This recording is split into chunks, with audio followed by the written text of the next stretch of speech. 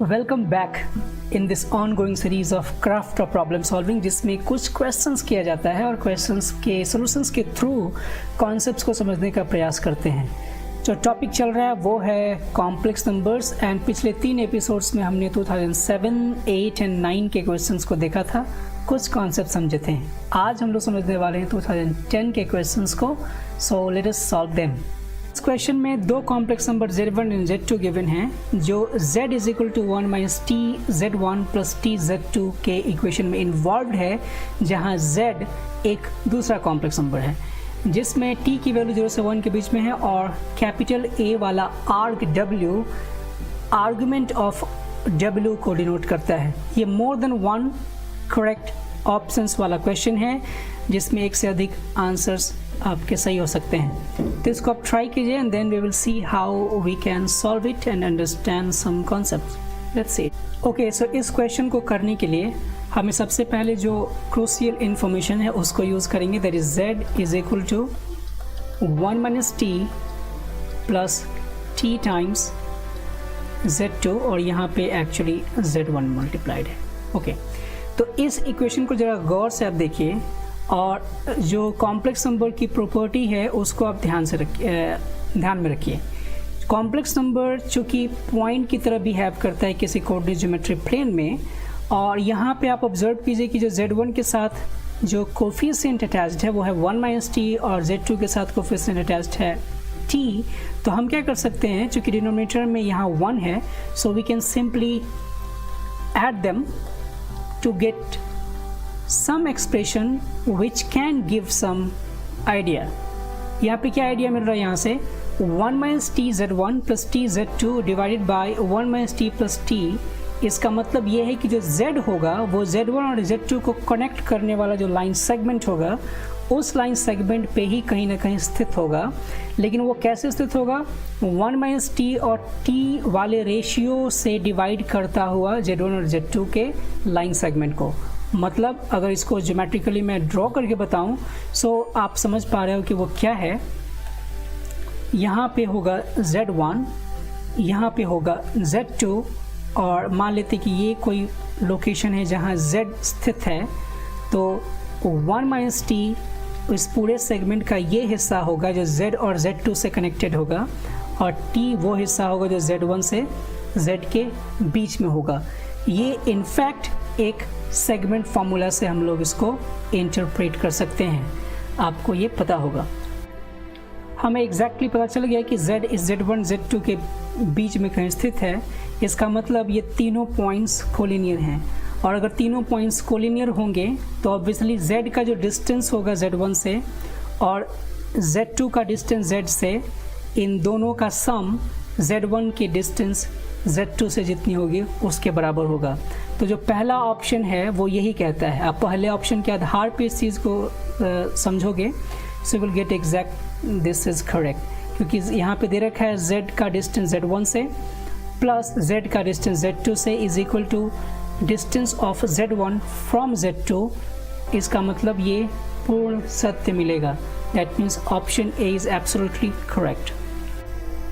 हो सकता है कि ये किसी स्टूडेंट को डायरेक्टली पता ना चल पाए कि यहाँ 1 माइनस टी और टी को ऐड करें पहली बार में, तो एक दूसरा तरीका ऐसे भी सोच सकते हो कि अगर ये Z is equal to 1 minus T Z1 plus T Z2 given है, तो हम इस Z को लिख सकते हैं t को कंबाइन करने के बाद, that is Z1 plus t times Z2 minus Z1। और अगर आप लोगों को 3D वेक्टर पता होगा, जो 12th क्लास के स्टूडेंट्स होंगे उनको पता होगा कि यहाँ पे ये एक्चुअली क्या बताता है कि Z1 एक कोई फिक्स पॉइंट है और Z2 माइनस Z1 उस लाइन के पैरेलल कोई एक वेक्टर है। इनफैक्ट वो उस लाइन के ऊपर ही है। मतलब आप इसको ऐसे समझ सकते हो कि Z2 से Z1 की डायरेक्शन में एक वेक्टर हो गया, that is the V vector, और ये t एक कोफिशिएंट है और दैट इज़ एक्चुअली उसका लैंग्वेज भी कहते हैं पैरामीटर, और यहाँ Z1 है। तो ये एक लाइन रिप्रेजेंट करेगा Z1 से पास होगा और V वेक्टर के पैरेलल होगा, मतलब V वेक्टर के अलॉन्ग होगा। और t पैरामीटर है। अब यहाँ पे t की जो वैल्यू दे रखी है वो 0 से 1 के बीच में है, तो इससे पता चलता है कि z बीच में होगा। कैसे? अगर आप t की मिनिमम वैल्यू बिल्कुल 0 से क्लोज रखोगे, मीन्स मान लीजिए कि हमने 0 ही रख दिया t की जगह पे, तो जैसे ही मैं t की जगह 0 रखूँगा तो यहाँ मिल जाएगा z1, मतलब z की वैल्यू मिनिमम क्या हो सकती है z1, और अगर मैं t की वैल्यू 1 रख दूँ maximum, so you will gate z2, क्योंकि यहाँ से z1 और z1 कैंसिल हो जाएगा। मतलब z की वैल्यू इस t के कंडीशन के आधार पे केवल z1 और z2 के बीच में ही लाई कर सकता है। तो एक दूसरा तरीका हुआ ये तय करने के लिए कि z जो होगा वो z1 और z2 के बीच में ही लाई करेगा। इसका मतलब इससे भी आप इन्फर कर सकते हो कि ये तीनों पॉइंट्स कोलिनियर हैं, और ये कोलिनियर होते ही हमारे पास पहला ऑप्शन करेक्ट मिल जाएगा। अब तो ये तय करना था कि कोलिनियर थे, इसके बाद के बाकी ऑप्शंस अभी हम लोग देखते हैं। तो ये ए वाला तो हमारा पार्ट करेक्ट मिल गया। अब आते हैं बी पे विचार करते हैं, ऑप्शन बी पे। सो ऑप्शन बी जो दे रखा है वो है argument of z minus z1 is equal to argument of z minus z2। अब आप इसको ध्यान से देखो तो ये कह रहा है कि argument of z minus z1। तो जब आर्गुमेंट तय किया जाता है तो z माइनस z1 का मतलब हुआ कि z1 की तरफ हमें मूव करना है, z1 से। तो इसका मतलब अगर इस लाइन को देखा जाए तो हमें इस डायरेक्शन की बात कही जा रही है, और इस डायरेक्शन के लिए जो आर्गुमेंट होगा वो कुछ मान लेते हैं थीटा होगा या फिर कुछ भी हो, और यहाँ पे लिखेंगे argument of z minus z2। तो उसी तरीके से आप देखोगे तो z की तरफ मूव करना होगा, z2 की तरफ से, दैट मीन्स इस डायरेक्शन में।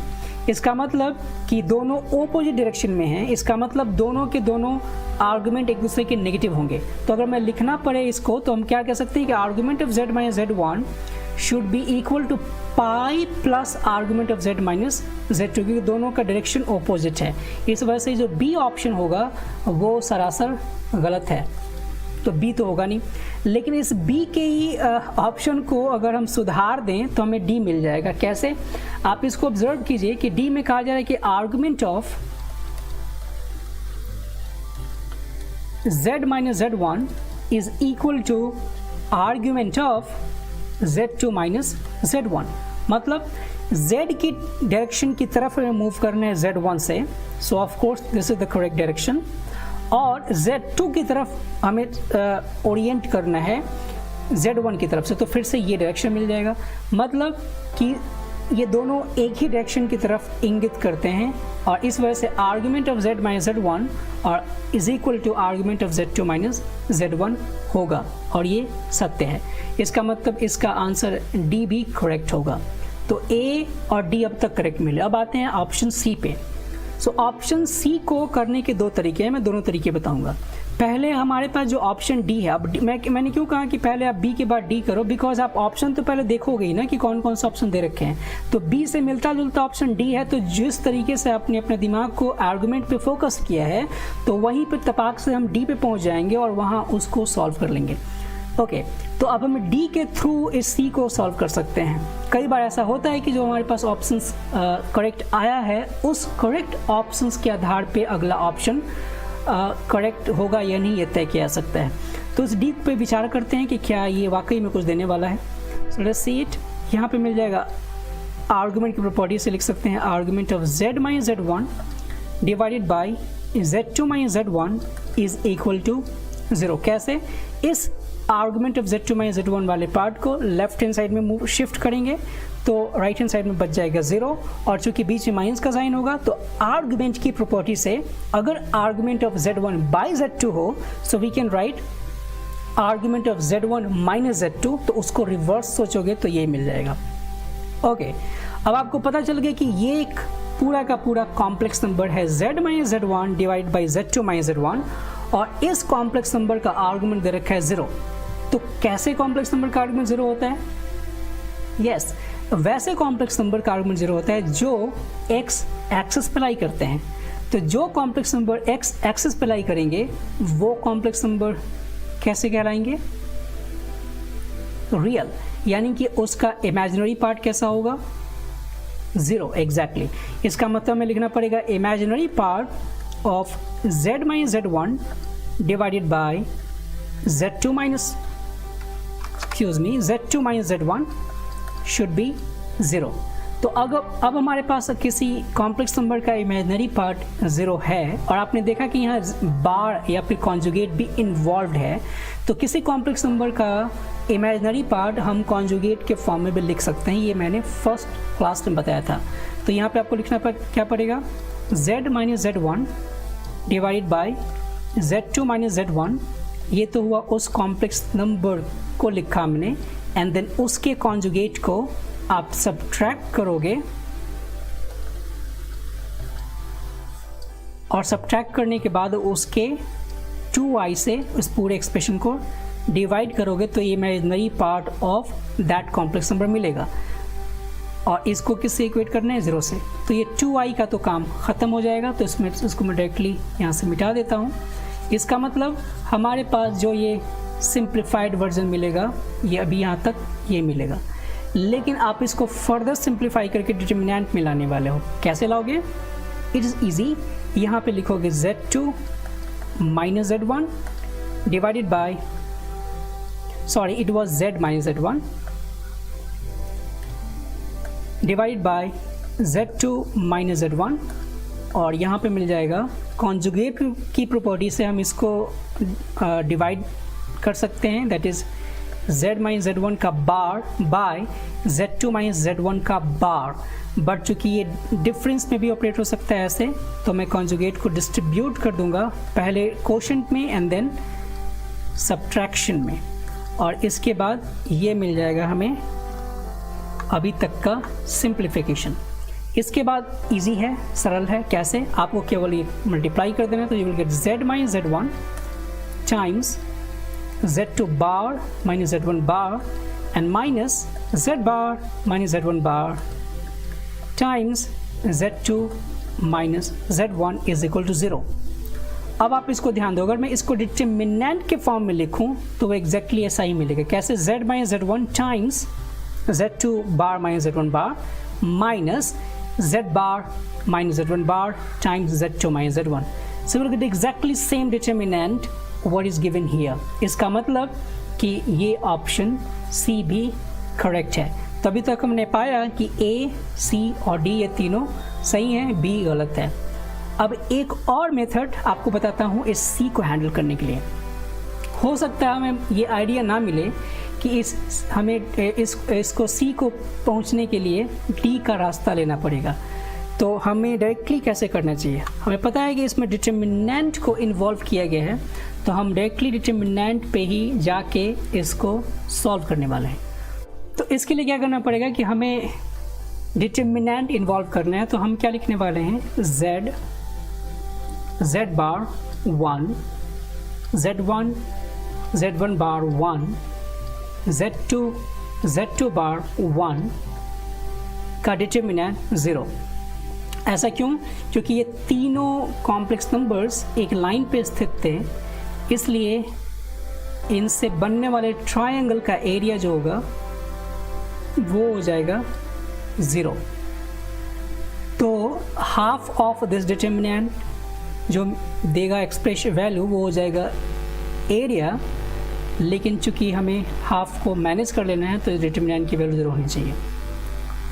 तो अब इसको हमें सिंप्लीफाई करना चाहिए, सो ऑब्वियसली हम क्या करने वाले हैं, R1, क्योंकि हमें z माइनस z1 चाहिए तो इस R1 में से लिख सकते हो R1 माइनस R2, एंड साथ ही साथ हमें चाहिए z2 माइनस z1, तो आप चाहो तो आप यहाँ से कर सकते हो directly, that is R2 minus R3, तो z1 z2 इन्वॉल्व हो जाएंगे।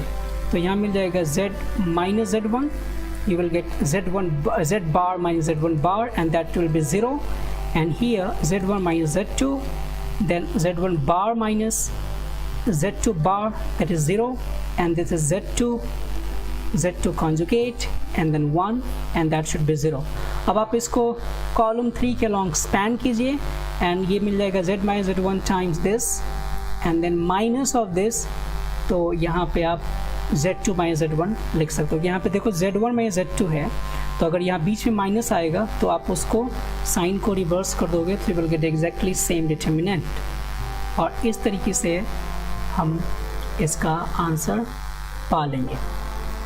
आप ऐसे भी सोच सकते हो कि यहाँ से मैंने माइनस साइन कॉमन ले लिया, तो एग्जैक्टली आपके पास जो 2/2 का डिटरमिनेंट बचेगा वो यही बचेगा। तो ये आंसर सही है। अब आपके मन में एक प्रश्न उठ रहा होगा कि आखिर में हम उस एरिया को ऐसे क्यों लिखते हैं। तो ये एक बता देता हूँ मैं कैसे हो पाता है, आप उसको ध्यान से समझो। कोई एक ट्रायंगल है, जिस ट्रायंगल के कोऑर्डिनेट्स दे रखे हैं मान लो XY, और यहाँ लिख दिया मैंने X1 Y1 और यहाँ लिख दिया X2 Y2, और यहाँ पे मैं कोई सिक्लिक किस ऑर्डर में जाना है मैं वो नहीं कंसिडर कर रहा हूँ। क्या लिखना पड़ता है, वो लिखना पड़ता है half times XY1 X1 Y1 1 and X2 Y2 1। अब आप ध्यान से देखो कि ये जो कॉम्प्लेक्स नंबर रिप्रेजेंट करेगा, तो इसको हम लिख सकते हैं Z, इसको Z1 और इसको Z2, और इस x की जगह पे इस कॉम्प्लेक्स नंबर का हम लिख सकते हैं कॉन्जुगेट वाला फॉर्म। कैसे? चूँकि अब हमें इसको ज़ीरो लाना है तो आप डायरेक्टली इस हाफ को हटा भी सकते हो। तो इस x को लिख सकते हैं z plus z bar by 2, y को लिखा सकता है z minus z bar by 2i and that is going to be 1। Similarly x1 को लिख सकते हैं z1 plus z1 bar by 2, then z1 minus z1 bar by 2i and then 1, and finally z2 के corresponding जो x2 है उसके लिए लिखना पड़ेगा z2 plus z2 bar by 2 and z2 minus z2 minus z2 bar by 2i and then 1।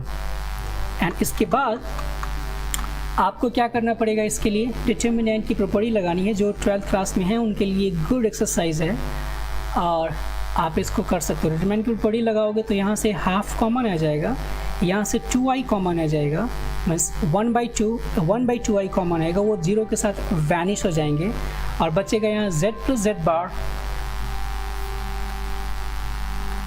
Then z minus z bar, then z1 plus z1 bar, then z1 minus z1 bar and so on। यहाँ पर बचेगा z2 plus z2 bar and z2 minus z2 bar is 1 0। तो ये इसके बाद का काम आसान है क्योंकि हमें लाना था z bar 1 and so on। तो इसके लिए आप इन दोनों को ऐड कर सकते हो, तो ऐड करोगे तो ऑब्वियसली यहाँ पे बच जाएगा z 2z and then 2z1 and 2z2, फिर 2 हटा लोगे एंड देन उसके बाद दूसरे वाले कॉलम में विचार करोगे तो अपने आप वो सॉल्व हो जाएगा। तो ये एक अच्छा एक्सरसाइज है आपको डिटरमिनेंट की प्रॉपर्टी को समझने के लिए और ये भी समझने के लिए कि हमारे पास कोई पॉइंट वाला जो ये मेथड होता है जिससे हम एरिया फाइंड करते हैं उसको कॉम्प्लेक्स नंबर के फॉर्म में कैसे डिराइव कर सकते हैं। सो ये था फर्स्ट क्वेश्चन 2010 में पूछा गया कॉम्प्लेक्स नंबर से, लेकिन इस सीरीज़ का 10वां क्वेश्चन। अब बढ़ते हैं 11वें क्वेश्चन पे। ओमेगा एक कॉम्प्लेक्स नंबर है जो कि cos 2π/3 प्लस i sin 2π/3 है। आपको बताना है कि ये इसके कितने डिस्टिंक्ट नंबर्स होंगे, जो इस z के कितने डिस्टिंक्ट नंबर होंगे जो इस इक्वेशन को सेटिस्फाई करता है। इनफैक्ट ये इक्वेशन है कोई जो z और ओमेगा में इन्वॉल्व्ड है, तो पहले हमें डिटर्मिनेंट को सिंप्लीफाई करना पड़ेगा एंड उसके बाद जो इक्वेशन निकल के आएगी उस इक्वेशन में हमें देखना है कि z के कितने सॉल्यूशंस मिल पाते हैं। So again you can pause the video and try to solve it. Okay, so इस क्वेश्चन को करने के लिए हमें डिटर्मिनेंट की प्रॉपर्टी अप्लाई करनी पड़ेगी। तो डिटर्मिनेंट की प्रॉपर्टी से हमारे पास ये दिख रहा है कि अगर मैं इन तीनों को ऐड कर दूँ तो you will gate 1 plus omega square, and चूँकि 1 प्लस ओमेगा स्क्वायर क्या मिलता है हमें 0, क्योंकि यहाँ पे आप देख पा रहे हो कि cos 2π/3 plus i sin 2π/3 exactly cube roots of unity को रिप्रेजेंट करता है। तो 1 प्लस ओमेगा स्क्वायर की वैल्यू मिल जाएगी 0, और यहाँ पे हमें इसको क्या करना पड़ेगा, इस ऑपरेशन को अप्लाई करना पड़ेगा इस डिटर्मिनेंट के लिए। सो r1 gets r1 plus r2 plus r3, जिसमें 1 प्लस ओमेगा स्क्वायर हर एक टर्म में मिलेगा फर्स्ट रो के, इस वजह से वो तो ओके। सो इसके बाद हमें क्या करना चाहिए, इसके बाद हमें क्या करना चाहिए, यहाँ पे मुझे लिखना होगा C2 gets C2 minus C1 and C3 gets C3 minus C1। मैं C1 को कॉलम 1 को दोनों बाकी कॉलम्स में से सब्ट्रैक्ट कर दे रहा हूँ। तो Z1 तो वैसे ही रहेगा और यहाँ मिल जाएगा 1 omega omega square as it is, because C1 में कोई चेंज नहीं हो रहा। यहाँ मिल जाएगा 0 and that is Z plus omega square minus omega and then 1 minus omega square.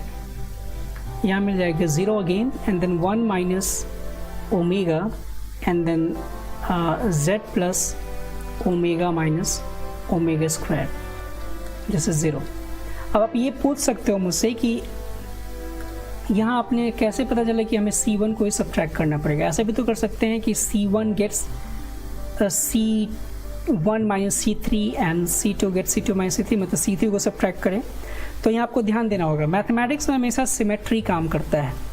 अगर आप वो अप्लाई करोगे, अप्लाई करके देखना, तो उसमें कॉम्प्लिकेटेड कैलकुलेशन आएगा। यहाँ कैलकुलेशन क्यों ईजी हो जाएगा बिकॉज आप देखो यहाँ पे पहले से था ओमेगा ओमेगा स्क्वायर, तो अगर मैं इसको सब्ट्रैक्ट करूँगा इसमें से, तो यहाँ ओमेगा स्क्वायर माइनस ओमेगा मिलेगा और यहाँ पे ओमेगा माइनस ओमेगा स्क्वायर मिलेगा। तो ये सिमेट्री काम कर रहा है क्योंकि इन दोनों टर्म्स को बाकी आगे हमें यूज़ करना पड़ेगा इसको मल्टीप्लाई करते समय, तो इस वजह से ये करना चाहिए। दूसरा रीज़न ये है, आप देखो कि अगर हमें एक्सपैंड करना चाहिए तो हमें पहले टर्म को बचा कर रखना चाहिए 1 के फॉर्म में, ताकि हमें डायरेक्टली यहीं से प्रोडक्ट करने को मिल जाए, बाकी माइनस साइन के लफड़े से हम लोग बच जाएं। C3 को सब्ट्रैक्ट करोगे C1 में से और C2 में से, तो आप ध्यान दो कि जो फर्स्ट कॉलम होगा उसमें यहाँ मिल जाएगा 0, यहाँ ओमेगा माइनस 1 और यहाँ ओमेगा स्क्वायर्ड माइनस ये क्वांटिटी, और फिर दूसरे कॉलम मिलेगा 0 Z plus omega square minus 1 and then 1 minus this quantity. तो थोड़ा सा जो कैलकुलेशन होगा वहाँ पे वो थोड़ा इंटीग्रेट कम्बरसम बनने वाला है। तो आप ये अप्लाई करके देखना, ये थोड़ा सा इजी है, आपके लिए प्रैक्टिस है। अगर आप दूसरे तरीके से करोगे तो you will get longer time to solve it. Okay, अब हम इसको यहाँ पे सिंप्लीफाई करते हैं। तो यहाँ मिलेगा Z एंड देन यहाँ मिलना चाहिए मल्टीप्लाई करने के बाद that is Z plus omega square minus omega, और यहाँ इसके साथ मल्टीप्लाई होगा Z plus omega minus omega square, and यहाँ पे मिलेगा 1 minus omega times 1 minus omega square का प्रोडक्ट, और राइट हैंड साइड में 0। ये मिल गया Z, और यहाँ इन दोनों को ऑब्जर्व कीजिए, this is Z plus omega square minus omega, यहाँ Z plus omega minus omega square. So ये वाला जो टर्म है इसको मैं लिख सकता हूँ Z minus omega square minus omega. इससे फ़ायदा क्या होगा, ये बन जाएगा Z plus omega square minus omega, and then ये बन जाएगा Z minus omega square minus omega. So this is Z minus something, sorry Z plus something and Z minus something. तो इसको लिख सकते हैं Z square minus that something squared. तो इसको मैं लिख दूँ Z square minus omega square minus omega squared, और यहाँ पे हो जाएगा फिर 1 minus omega squared minus omega and plus omega cubed. Omega cubed आपको पता है वो होता है 1, सो मैं उसको लिखूँगा, ये होगा Z स्क्वायर, और इसको एक्सपैंड कर देते हैं, that will be omega to the power 4 then plus omega squared minus 2 omega cubed, और इसको मैं सिंप्लीफाई कर दूँ इस ब्रैकेट को ओपन करके। So that will be 1 minus का फिर plus omega square then minus omega and then minus 1। तो अब आगे होगा हमारे पास Z, देन यहाँ मिलेगा Z स्क्वायर, फिर से ओपन करूँ, ओमेगा टू द पावर 4 की वैल्यू कितनी होगी omega, because omega to the power 4 को लिख सकते हैं omega cube into 1, so omega cube की वैल्यू हो जाएगी 1, और ये मिल जाएगा omega, so that will be omega only. ये मिल जाएगा ओमेगा स्क्वायर, और यहाँ मिल जाएगा अगेन -2 बिकॉज ओमेगा क्यूब की वैल्यू हो जाएगी 1, तो ये +2 बन जाएगा, और यहाँ -1 मिल जाएगा -2, फिर यहाँ बन जाएगा माइनस ओमेगा स्क्वायर, और यहाँ बन जाएगा सॉरी नॉट माइनस, ये पहले ही मैंने सिंप्लीफाई कर लिया है, सो प्लस ओमेगा स्क्वायर, और यहाँ मिल जाएगा अगेन माइनस ओमेगा।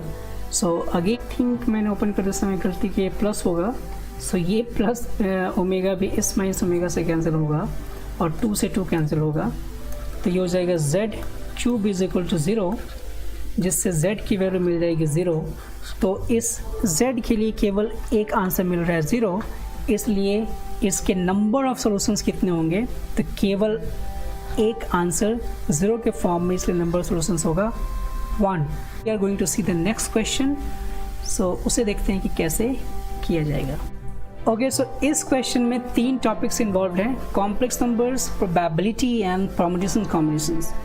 इसमें कहा गया है कि let omega be a complex number cube roots of infinity, a fair die is thrown 3 times. If R1, R2, R3 are the numbers obtained on the die, then the probability that this, एक die को फेंका जा रहा है और उसके जो outcomes होंगे वो ऑब्वियसली 1, 2, 3, 4, 5, 6 ये आउटकम्स होंगे अगर एक डाई को फेंकेंगे तो, और ये R1, R2, R3 की वैल्यू इन्हीं में चली जाएगी। तो आपको ये बताना है कि इसके प्रोबेबिलिटी क्या होगी जिससे कि ये omega to the power R1 plus omega to the power R2 plus omega to the power R3 is equal to 0 होगा। मतलब इनमें से हमें उन सारे नंबर्स को सिलेक्ट करना पड़ेगा जिसके कॉम्बिनेशन से ये तीनों का सम 0 मिलता हो। मतलब R1 आपको कहाँ से यूज़ करना है, यहाँ से।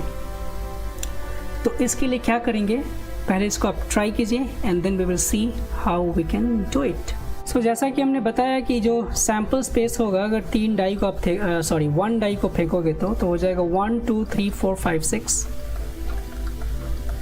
और इन्हीं में से R1, R2, R3 इन तीनों के लिए वैल्यूज़ हमें लिखनी है। ये गिवन है omega to the power R1 plus omega to the power R2 plus omega to the power R3 is equal to 0।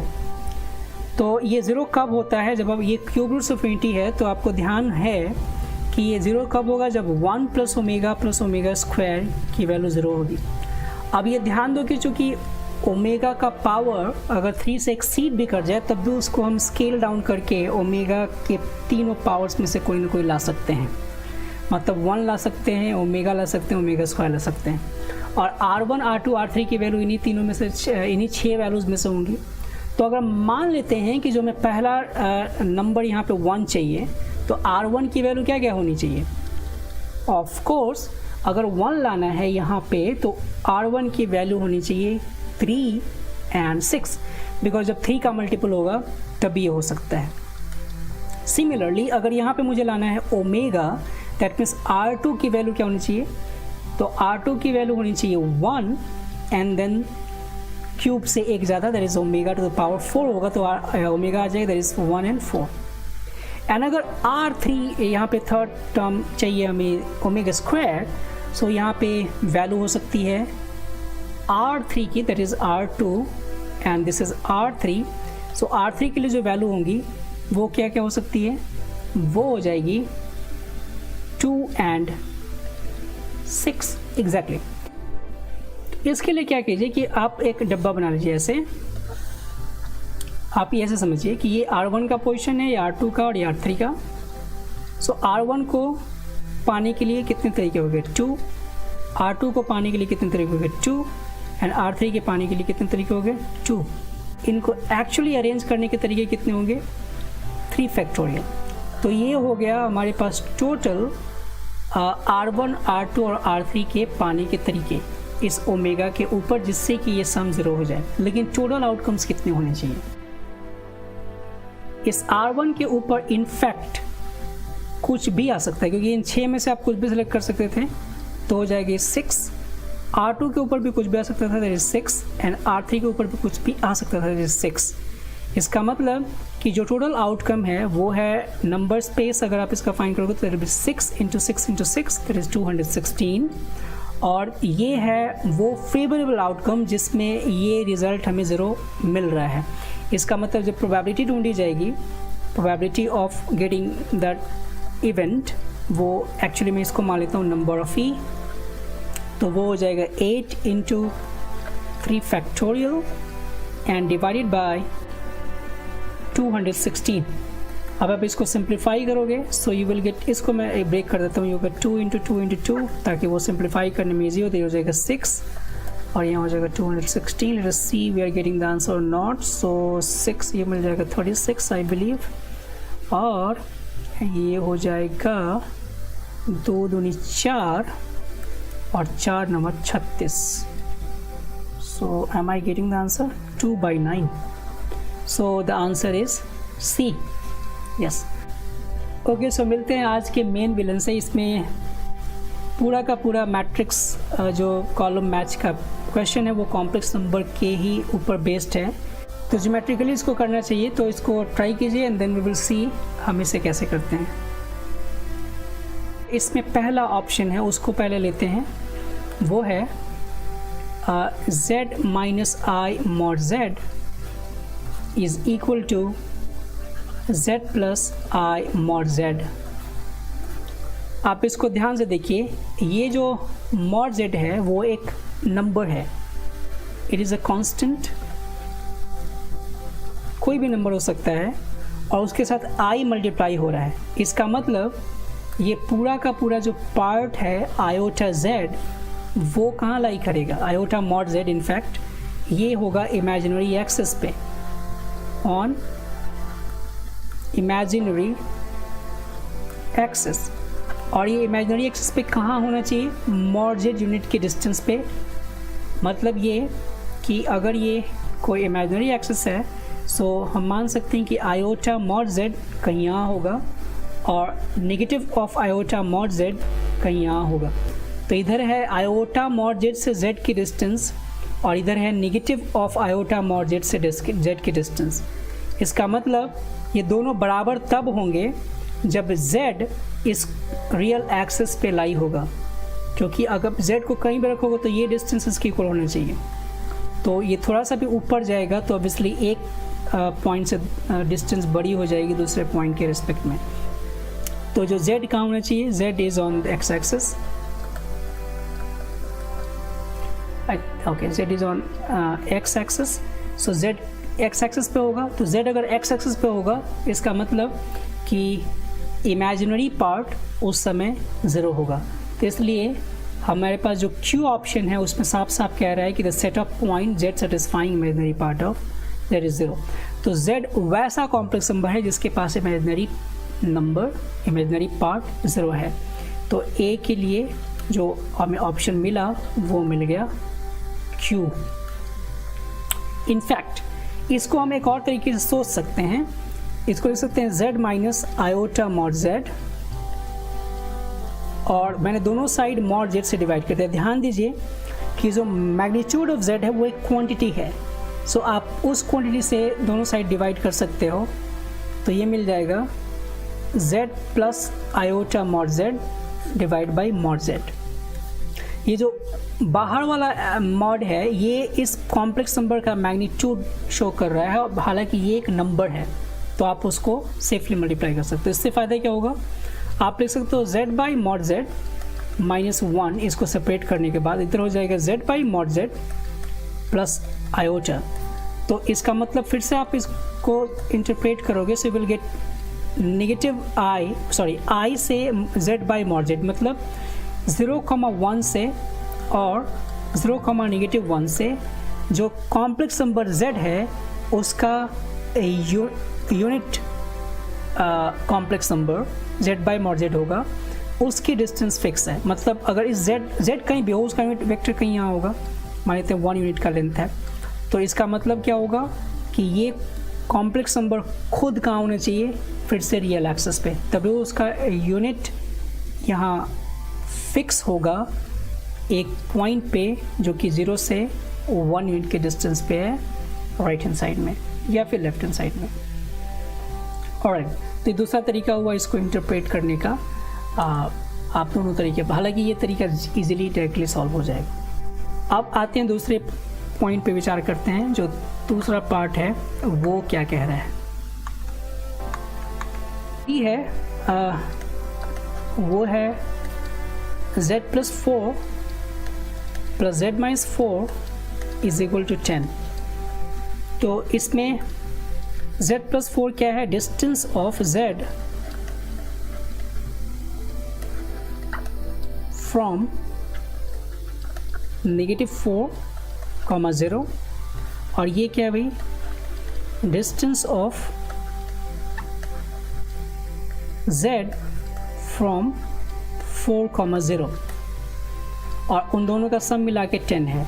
तो आप ये ऑब्ज़र्व कीजिए कि मैंने लास्ट क्लास में या फिर प्रीवियस किसी क्लास में मैंने ये डिस्कस किया था कि किसी दो फिक्स पॉइंट से ये नेगेटिव 4,0 हो गया और ये 4,0 हो गया, तो इनके बीच का जो गैप है वो तो 8 है, और इन दो फिक्स पॉइंट से अगर किसी तीसरे पॉइंट का डिस्टेंस हम फाइंड करें इंडिविजुअली और दोनों सम इस 8 से एबव हो, मतलब इन दोनों के बीच से बड़ी वैल्यू हो, तो ऑब्वियसली वो z कहीं बाहर ही होगा, इस पे नहीं होगा। और उस केस में ये किसको रिप्रेजेंट करेगा? एग्जैक्टली एलिप्स को। तो ये एक एलिप्स होगा। तो अब ये एलिप्स तो होगा, लेकिन इसमें कुछ और चीज़ें हैं जो आपको ध्यान देना है। अगर यहाँ पे फोकस होगा कि जो ऑप्शन है उस ऑप्शन को अगर आप ध्यान से देखोगे, so you will get what option हमारे पास जो गिवन है वो है एन एलिप्स ऑफ एसेंट्रिसिटी 4/5। सो हमें एलिप्स तो निकाल लिया, लेकिन हमें ये कैसे पता चलेगा कि उसकी एसेंट्रिसिटी 4/5 ही होगी? तो इसको हमें यहाँ से फिर देखना है कि वो हम कैसे फाइंड कर सकते हैं। सो आप ध्यान दो कि जो अब ये मिलता है इधर की तरफ ये फिक्स डिस्टेंस, ये होता है 2a, और 2a का मतलब हुआ कि जब आप ये फाइंड करते हो इक्वेशन एलिप्स की, तो उसमें जो मेजर एक्सिस का ट्वाइस है, मतलब वही मेजर एक्सिस का लेंथ है वो 2a होता है, यानी कि a की वैल्यू जो होगी वो हो जाएगी 5, और a की वैल्यू 5 है, और यहाँ पे आप देखो c की वैल्यू, मतलब फोकस क्या है 4। तो जो एसेंट्रिसिटी होता है वो एसेंट्रिसिटी होता है ratio of c and a का mod. So of course it is going to be 4/5। So eccentricity जो मिलेगी वो 4/5 ही मिलेगी। इसका मतलब b के लिए जो ऑप्शन होगा वो हो जाएगा p। सो b मैचेस p। तो अभी तक हमने फाइंड किया a matches q and b matches p। आप चाहो तो इस एलिप्स का ही क्वेश्चन भी निकाल सकते हो। कैसे? हमें पता है कि c square is equal to a square minus b square. c की वैल्यू हमारे पास पता है दैट इज 4 और a की वैल्यू है 5, सो b की वैल्यू मिल जाएगी 3। सो एलिप्स की इक्वेशन हो जाएगी x square by 25 y square by 9 is equal to 1।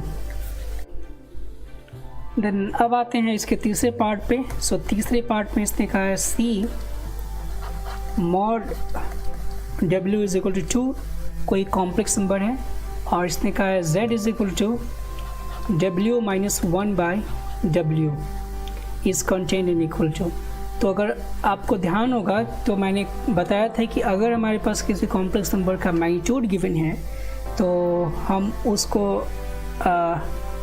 Polar form में इजीली लिख सकते हैं। कैसे? क्योंकि मैग्नीट्यूड 2 है तो हम उस w को मान सकते हैं directly 2 cosine theta plus iota sine theta, और इसको अगर हम यहाँ यूज़ करेंगे तो इससे हमें डे मोइवस थ्योरम हेल्प करने वाला है। यहाँ हो जाएगा 2 कोसाइन थीटा प्लस टू आई साइन थीटा, और 1/w लिखोगे तो हो जाएगा w टू द पावर -1, जिससे कि ये मिल जाएगा 2 not 2 that is 1/2 1/2 cosine theta plus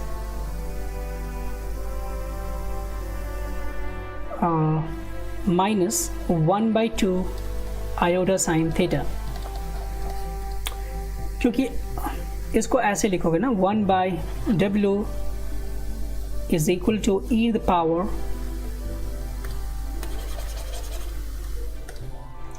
क्योंकि आप 1/w को लिखने वाले हो क्या 1/2 and then cosine theta plus i sine theta. तो जब आप इसको ऊपर ले जाओगे तो ये मिल जाएगा 1/2 cosine theta plus i sine theta two the power -1 और डी-मॉर्गन्स थ्योरम से फिर ये ऐसे बन जाएगा। तो हमें अब इस चीज़ को यूज़ करना है अपने कैलकुलेशन के लिए। तो यहाँ से हम कॉम्प्लेक्स नंबर का real part and imaginary part collect करते हैं। तो यहाँ से मिलेगा 2 cosine theta minus half cosine theta, that is going to be 3/2 cosine theta. तो मैं लिख सकता हूँ 3/2 cosine theta and 2 cosine 2 sine theta and half plus हो जाएगा, तो हो जाएगा ये 5/2 आई के साथ साइन थीटा। अब ये जो कॉम्प्लेक्स नंबर है इसके real and imaginary part exactly हमें मिल चुके हैं, और यहाँ पे इमेजिनरी पार्ट का मैग्नीट्यूड, रियल पार्ट का मैग्नीट्यूड और मैग्नीट्यूड ऑफ z, ये तीनों के बारे में कुछ ना कुछ दे रखा है। साथ ही साथ इन दो चीज़ों की जो वैल्यू है वो भी देखेंगे। तो पहले तो ये देख सकते हैं कि रियल पार्ट इसका क्या होने वाला है। रियल पार्ट ऑफ z का मैग्नीट्यूड जो होगा वो लेस देन 2 होगा कि नहीं। तो ये अगर आप इसको देखोगे, so magnitude of z, not magnitude of z, sorry, it is going to be real part of z का होल मैग्नीट्यूड इस कॉन्टेक्स्ट में हो जाएगा 3/2 कोसाइन थीटा का मॉड। चूँकि कोसाइन थीटा की वैल्यू -1 से 1 तक लाई करती है, तो इस 3/2 टाइम्स कोसाइन थीटा की वैल्यू लाई करेगी -3/2 से +3/2 तक। तो उसके मैग्नीट्यूड की वैल्यू जो लाई करेगी वो हो जाएगी लेस देन 3/2, और less than 3/2 is of course less than 2। तो ये जो real part of mod z, मतलब mod of real part of z is less than 2 है, इसका साफ सा मतलब क्या है कि this mod of real part of z is not more than, इसको आप कैसे पढ़ोगे, नॉट मोर देन। तो जब इसको नॉट मोर देन पढ़ोगे तो ये बिल्कुल ट्रू दिखेगा। क्यों? क्योंकि 3/2 is not more than 2 and real part of z का जो मॉड होगा वो भी नॉट मोर देन 2। तो ये करेक्ट है कि जो रियल पार्ट का, इस कॉम्प्लेक्स नंबर का रियल पार्ट है, उसका मैग्नीट्यूड 2 से ज़्यादा नहीं है। तो ये तो पहला आपका इस C के लिए पहला तो आपको पता चल रहा है कि S करेक्ट होगा। अब आते हैं दूसरे पे विचार करते हैं, क्या इमेजिनरी पार्ट वाला भी सही होगा। इमेजिनरी पार्ट कह रहा है कि less than is not more than 1, लेकिन इमेजिनरी पार्ट के लिए यहाँ 5/2 है, तो ये गलत होगा कि ये 2.5 है। तो इस R पे तो विचार करना नहीं है। इमेजिनरी पार्ट क्या 0 होगा? नहीं, ये भी नहीं है। मैग्नीट्यूड ऑफ z क्या लेस देन 3 होगा? इसको देखते हैं। सो मैग्नीट्यूड ऑफ z कैसे निकालोगे, क्योंकि इसका आप निकाल सकते हो मैग्नीट्यूड चाहो तो, लेकिन मैं सजेस्ट करूँगा कि आप ऐसे फाइंड कीजिए। z दे रखा है ओमेगा -1/ओमेगा। आपको पता है कि इसका मैग्नीट्यूड फाइंड करूँ तो मैं इसमें ट्रायंगल इनइक्वालिटी लगा सकता हूँ, mod omega and plus this thing. इससे मॉड ओमेगा की वैल्यू हमारे पास पहले से रखी है 2 एंड 1/ओमेगा का मॉड जो होगा वो होगा 1/2, so that is going to be again 5/2। So इसकी मैक्सिमम वैल्यू 5/2 तक जा सकती है, और ये कहा जा रहा है लेस देन 3। इसका मतलब कि ये करेक्ट है क्योंकि वो 3 से कम ही है, तो ये T भी इसका करेक्ट होगा। अभी और विचार करना होगा। हमारे पास ये तो पता चल गया कि जो Q इसमें नहीं होने वाला, R इसमें नहीं होने वाला, बट S and T आ गया। अब विचार करते हैं P वाले पे कि क्या ये एलिप्स को रिप्रेजेंट करेगा, एंड अगर एलिप्स को रिप्रेजेंट करेगा तो क्या उस एलिप्स की एसेंट्रिसिटी 4/5 होगी। तो देखते हैं। अब आप इस इक्वेशन को गौर से देखिए। इस इक्वेशन में हम z की जगह डाल सकते हैं x + i/y, जिससे 3/2 cosine theta plus i 5/2 sine theta लिखा जा सकता है। इसका मतलब जो रियल पार्ट है दैट विल बी, मैं डायरेक्टली कर देता हूँ। यहाँ से आप रियल एंड इमेजिनरी पार्ट्स को कंपेयर करोगे, जिससे कि cos थीटा की वैल्यू मिल जाएगी 2x, ऐसे लिख लो, cos थीटा की वैल्यू मिल जाएगी x डिवाइड बाई 3/2, और sin थीटा की वैल्यू मिल जाएगी y divide by 5/2। and you will get the answer. Why? Because you are now getting that कि हम sin square theta plus cosine square theta को 1 लिखेंगे तो हमें जो ये मिलेगा x और y के फॉर्म में वो एक एलिप्स का ही इक्वेशन मिलेगा जो कि कुछ ऐसा दिखेगा, एक्स स्क्वायर बाई 3/2 का squared plus y squared by 5/2 का स्क्वायर। और ये आपने सही पहचाना, ये जो एलिप्स होगा वो वाई एक्सिस पे इसका मेजर एक्सिस होगा। तो यहाँ से a की वैल्यू आपको मिल चुकी है, a की वैल्यू लिखने वाले हैं 5/2, b की वैल्यू लिखने वाले हैं 3/2। हमें चाहिए एसेंट्रिसिटी दैट इज e। तो हमें पता है कि जो c लिखा जाएगा c स्क्वायर वो हमेशा लिखा जाएगा a square minus b square. So जो c स्क्वायर होगा वो हो जाएगा कितना, 25 माइनस 9 दैट इज 16/4। और 16/4 का मतलब होता है 4 एग्जैक्टली, 4। e की वैल्यू मिल जाएगी 2 और c की वैल्यू जब 2 मिल गई तो हमें a पता है, इसलिए एसेंट्रिसिटी फिर से लिखने वाले हम लोग c/a and so it is 2/5/2, so it is again 4/5। इसका मतलब क्या हुआ, इसका मतलब ये एग्जैक्टली वो एलिप्स है जिसका एसेंट्रिसिटी 4/5 है। इसलिए जो इस c के एक और ऑप्शंस में जो शामिल होगा वो हो जाएगा P भी। तो यहाँ पे आप देख सकते हो कि इसमें कहा गया था P में एन एलिप्स ऑफ एसेंट्रिसिटी 4/5। अब आते हैं इसके लास्ट पार्ट यानी कि D पे। ओके, सो इस लास्ट पार्ट में इसने कहा है फिर से वैसा ही कोई W लिया उसने, W, लेकिन इस बार मॉड W इज 1 और उसने पूछा है कि Z is equal to W + 1/W के लिए। अब आप वही चीज़ें बताइए जो ऊपर आपने बताई हैं कि ये कौन कौन सी चीज़ों को शामिल करेगा। तो ऑब्वियसली अब यहाँ तो और ज़्यादा खुश होने की बात है क्योंकि जो W है उसका मैग्नीट्यूड 1 दे रखा है। दैट मीन्स कि हम W को लेने वाले हैं cosine theta plus i sine theta and so 1/W जो मिलेगा वो मिल जाएगा cosine theta minus I sine theta. And अगर मैं इन दोनों को ऐड करूं तो हमें मिल जाएगा 2 कोसाइन थीटा। ये 2 कोसाइन थीटा कॉम्प्लेक्स नंबर है, उसमें दुर्भाग्य से इमेजिनरी पार्ट नहीं है। So imaginary part of z is going to be 0 और इससे पता चलता है कि जो ऑप्शन Q है वो इस D के साथ पहले तो मैच करेगा ही। सो D के लिए ऑप्शन हो गया हमारे पास Q जो कि पहले मैच कर गया। एंड देन अब आते हैं अपने दूसरे पार्ट पे। अब कहा गया कि क्या रियल पार्ट के बारे में सोचते हैं। So real part of Z अब फाइंड करोगे तो उसका मैग्नीट्यूड फाइंड करोगे। सो हो जाएगा 2 कोसाइन थीटा का मॉड और इसलिए हो जाएगा obviously less than equal to 2 because cos theta की जो वैल्यू होती है वो -1 से 1 तक लाई करती है। तो जब 2 मल्टीप्लाई करेंगे तो वो -2 से 2 लाई करेगी तो उसका मैग्नीट्यूड 2 से छोटा होगा। तो ये भी एग्जैक्टली ट्रू है। अब इसका मैग्नीट्यूड अगर फाइंड करते हैं, magnitude of Z, so magnitude of Z चूँकि एग्जैक्टली वही मिलेगा जो ऊपर मिला है लेस देन इक्वल टू 2, तो क्या हम इसको भी ले सकते हैं। अच्छा एक चीज़ और, पहले इसको मैं लिख दूँ कि इसमें Q के लिए S भी होगा।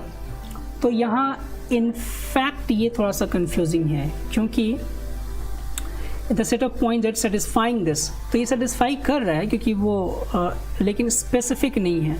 बट हम इसको सेटिस्फाई करेंगे कि वो नॉट मोर देन 3 है उसका मैग्नीट्यूड, तो इसलिए हम इसको T का भी करेक्ट चॉइस D के लिए लेने वाले हैं। क्या इमेजिनरी पार्ट लेस देन 1 है इसके लिए। सो इमेजिनरी पार्ट इसका लेस देन 1 लिया सकता है बिकॉज इमेजिनरी पार्ट इसका 0 है और वो उस A वाले में भी ले सकते हैं क्योंकि उसके लिए भी इमेजिनरी पार्ट क्या आया था 0 और इमेजिनरी पार्ट 0 होगा तो यानी कि वो उसका मैग्नीट्यूड 1 से छोटा है। तो अगर नॉट मोर देन का यहाँ पे कॉन्सेप्ट लगाएंगे बिना स्पेसिफिक हुए तो इसकी वैल्यू भी मतलब सेटिस्फाई होगी इस ए के लिए भी और डी के लिए भी। तो इसको मैं आर भी दूंगा और इस ए के लिए भी उस आर को मैं मैच करूँगा। एनीवे, इस क्वेश्चन को सॉल्व करने के बाद मैंने बहुत सारे बुक्स का रेफरेंस देखा कि क्या इसके ऑप्शंस, क्योंकि ये मुझे कंफ्यूजिंग लगा, क्योंकि हो सकता है कि उसमें कई बार मेरे part of z less than 1 नहीं दे रखा हो या फिर दे रखा हो, मुझे थोड़ा सा कंफ्यूजिंग लगा। तो मैंने कुछ बुक्स या फिर कहीं सॉल्यूशंस का दे रखा है, तो उसका मैंने रेफरेंस देखा तो बहुत सारे अलग अलग बुक्स में अलग अलग उनके विचार हैं, हालांकि वो उन्होंने एक्सप्लेन नहीं किया है। तो आप इसके आंसर्स अलग अलग देख सकते हो reference wise. By the way, आपने कॉन्सेप्ट समझ लिया होगा, मुझे पूरा उम्मीद है। ऑलराइट, सो ये वीडियो थोड़ी सी लंबी हो गई बिकॉज हमने 4 क्वेश्चंस लिए थे और उन 4 क्वेश्चंस को सॉल्व करते समय जो भी हमारे पास शॉर्ट तरीका है उसको मैंने यहाँ अप्लाई करने का प्रयास किया। बिलीव मी, कुछ और तरीके जो थे उनको मैंने इसलिए नहीं बताया क्योंकि वीडियो और ज़्यादा लंबी हो जाती, and I have to face because I have to render the video and edit the video. Anyways, लेकिन मैं बिल्कुल ये आशा रखता हूँ कि आपने जो भी प्रॉब्लम सॉल्विंग स्किल यहाँ से सीखा होगा उन प्रॉब्लम सॉल्विंग स्किल को अपने day to day mathematics practice में ज़रूर अप्लाई करेंगे और अपने मैथ को और बेहतर बनाएंगे। सो आगे की सीरीज़ में ऑफ कोर्स 2011, 2012 टिल 2020 हम क्वेश्चंस करने वाले हैं। अंत में आपसे इतना आग्रह है कि आप इस चैनल को सब्सक्राइब करना कंसिडर कीजिए और I will never disappoint you as far as learning of mathematics is concerned. Thank you.